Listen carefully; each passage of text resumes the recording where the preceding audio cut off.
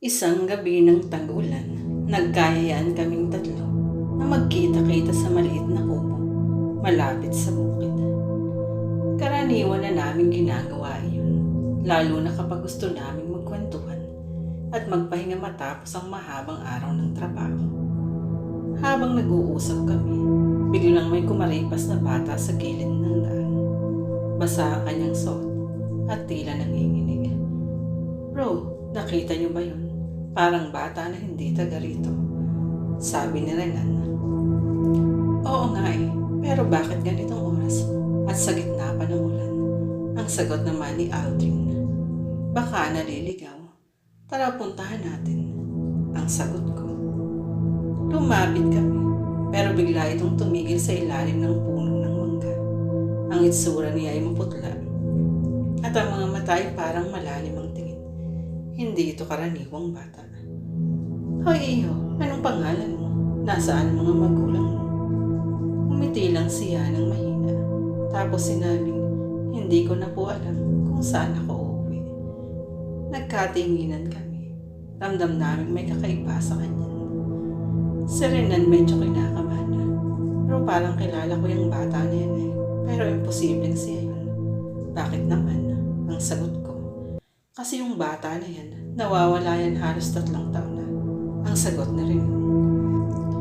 Lalong lumamig ang paligid. Hindi kami makapaniwala. Lumapit si Aldrin na tinanong ulit ang bata. "Sigurado ka bang hindi mo alam ang daan pa uwi? Ano bang pangalan mo?" "Ako si Ezekiel."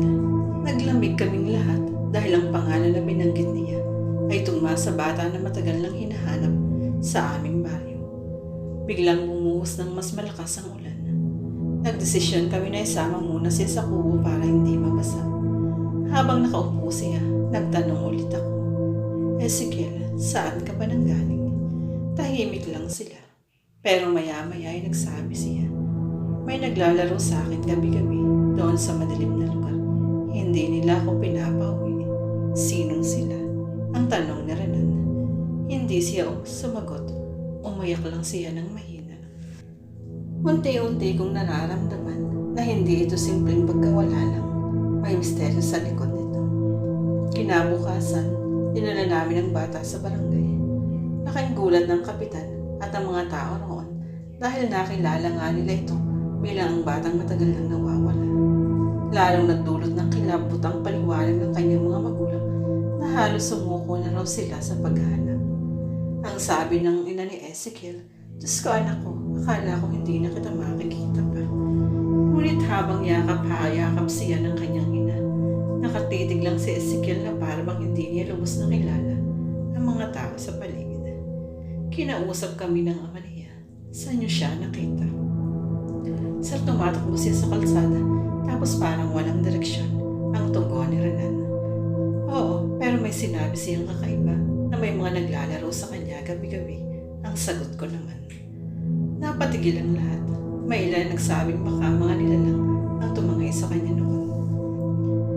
Kinagabihan, bumalik kami sa kubo dahil hindi pa rin kami mapalagay.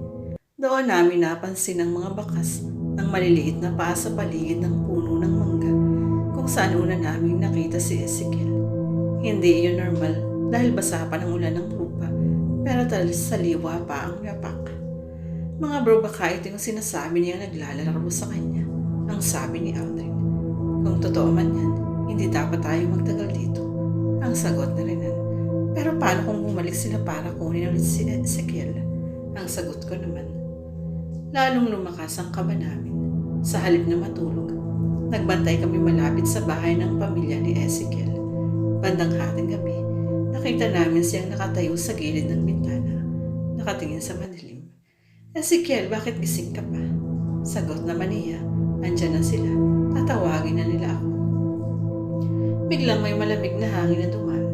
Narinig namin ang mahinang halakhak ng mga bata mula sa kawalan. "Mga bro, narinig niyo yun?" ang sabi ni Renan. "Oo, pero saan ang galing?"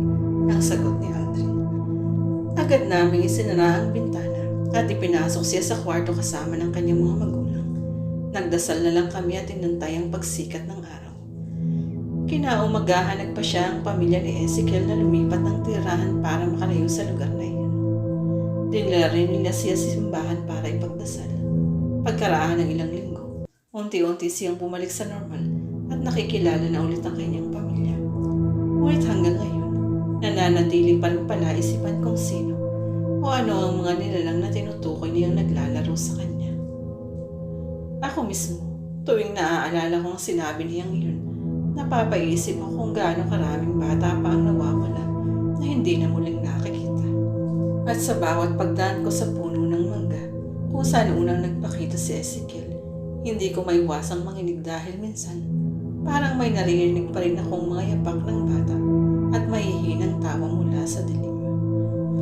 Mabuti na lang at nailigtas si Ezekiel at hanggang ngayon, kasama na siya ng kanyang pamilya. Pero ang alaala ng gabing iyon ay mananatili sa amin bilang paalala na may